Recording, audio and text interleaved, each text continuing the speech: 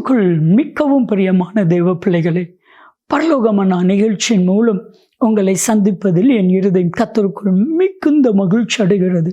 உங்கள் எல்லாரையும் இயேசு கிறிஸ்துவின் இன்ப நாமத்தினாலும் கிராஸ் டிவி ஊழியங்கள் சார்பாக என் அன்பின் வாழ்த்துக்கள். இன்றைய பரலோகமன்னா கர்த்தரே உன் துணை. என் அன்புக்குரியவர்களே, நம்ம வாழ்க்கையில் எப்பவுமே ஒரு துணையை எதிர்பார்ப்போம். ஒரு வேலை செய்வதற்கு துணையா இன்னொருத்தங்க இருந்து அந்த வேலைக்கு ஹெல்ப் பண்ணாங்கன்னா அந்த வேலை சீக்கிரத்தில் செய்து முடிக்கப்படும். ஆகையால எல்லாருடைய இருதயத்திலும் ஒரு துணை இருந்தால் நலமாயிருக்கும், துணைக்கு ஒருவர் இருந்தால் நலமாயிருக்கும் என்று சொல்லி ஆசைப்படுவது உண்டு. இன்றைக்கு கர்த்தரே சொல்கிறான், நானே உன் துணையாய் இருக்கிற கர்த்தர். மாத்திரம் அல்ல, உங்களுடைய வலது கரத்தை பிடிச்சு கர்த்தர் உங்களை பார்த்து சொல்லுகிறார், தைரியமாயிருங்க. ஏசாயா 41:13, பயப்படாதே, நான் உன் வலது கரத்தை பிடித்து உனக்கு துணையாய் நிற்கிறேன். கர்த்தர் ஒரு மனிதனுக்கு துணையாய் இருக்கும் பொழுது அவனுக்கு விரோதமா யார் எழும்பினாலும் அவர்கள் இல் பொருளாய் போவார்கள். வேதாகமத்தில் எலிசா என்கிற ஒரு வல்லமையான தீர்க்கதரிசி, இந்த வல்லமையான தீர்க்கதரிசிக்கு விரோதமா சீரியா ராஜாவுடைய கண்கள் சென்றது. இப்போ அந்த சீரிய ராஜா சீரியருடைய இராணுவத்தை எலிசா என்கிற தெய்வ மனிதனுக்கு விரோதமாய் எழுப்பி விடுகிறான். அவனை வீட்டை சுற்றிலும் அந்த வீட்டுடைய எல்லைகளை சுற்றிலும் பெரிய இராணுவம் வந்து குமிந்து விட்டது. ஒரே ஒரு சாதாரண மனிதனை பிடிப்பதற்காக அவனுடைய வேலைக்காரன் அதிகாலையில் எழும்பி வெளியே வந்து நிற்கும் பொழுது கதறுகிறான், பயப்படுகிறான்.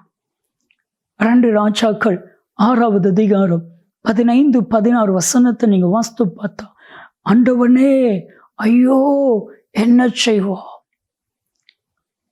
அப்பொழுது எலிசா சொன்ன வார்த்தை, அவர்களோடு இருக்கிறவர்களை பார்க்கிலும் நம்மோடு இருக்கிறவர்கள் அநேகம். உங்களுக்கு விரோதமாக யார் எழும்பினாலும் கர்த்தர் உங்களுக்கு துணையாயிருப்பா. அவர்களோடு இருக்கிறவர்களை பார்க்கிலும் உங்க கூட இருக்கிறவர்கள் அநேகம் நபர்களை கர்த்தர் உங்களுக்காக துணையாக ஏற்படுத்தி இருக்கிறார். ஏன் நீங்க பயப்படணும்? நீங்க ஏன் கலங்கணும்? எனக்கு துணை இல்லை, யாருமே இல்லை, இனி சொல்லாதீங்க. சர்வ வல்லமையில தேவனாய கர்த்தர் உங்களுக்கு துணையாய் நிற்கிறா. கவலைப்படாதீங்க.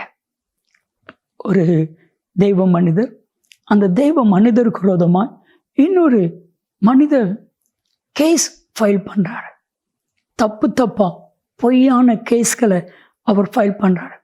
இப்போ அந்த தெய்வ மனிதனை அந்த போலீஸ் ஸ்டேஷனுக்கு கூட்டிட்டு போகும் பொழுது அந்த தெய்வ மனிதன் நினைச்சிருக்கிறாரு, எனக்குன்னு சொல்லி துணை ஒருத்தரும் இல்லை, எனக்குன்னு உதவி செய்வதற்கு ஒருவரும் இல்லை, ஒரு நாள் போலீஸ் ஸ்டேஷனுக்கு போனதே இல்லையே.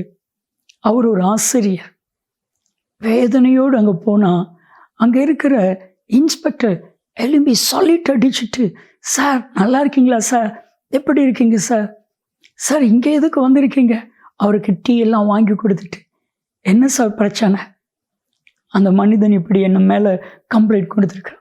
அந்த மனிதனை கூப்பிட்டு வார்ன் பண்ணி, இனி எங்கள் சாருக்கு ஏதாவது ஒரு சின்ன பிரச்சனை வந்துச்சு, கர்த்தர் துணையா நிற்கிறா, ஏன் நீங்கள் கலங்கணும்? என் கூட இணைந்து ஜெபிப்பீர்களா? அன்பின் தகப்பனே, இன்றைக்கும் யாரும் இல்லை என்று நினைக்கிற இவர்களுக்கு கர்த்தரே துணையாயிருக்கிறதற்காக நன்றி. இயேசு கிறிஸ்துவின் நாமத்தில் ஜெபிக்கிறோம் ஜீவனுள்ள பிதாவே. ஆமென், ஆமென். நன்மையும் கிருபையும் ஆசீர்வாதங்களும் நிச்சயமாக உங்களை தொடரும்.